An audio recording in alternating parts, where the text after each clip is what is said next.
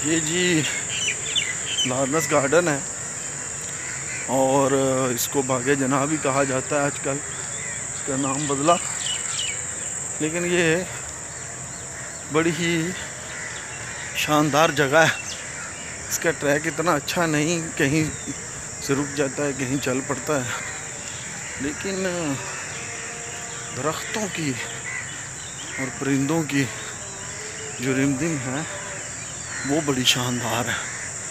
आपको मेरा कैमरा दिखा रहा होगा।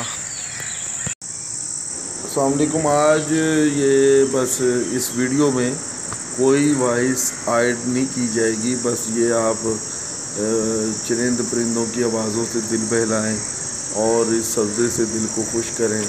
बागे जनाह की इस खूबसूरत शाम और जाते हुए सूरज की छिनती हुई रोशनी से महजूज हूँ। बहुत शुक्रिया।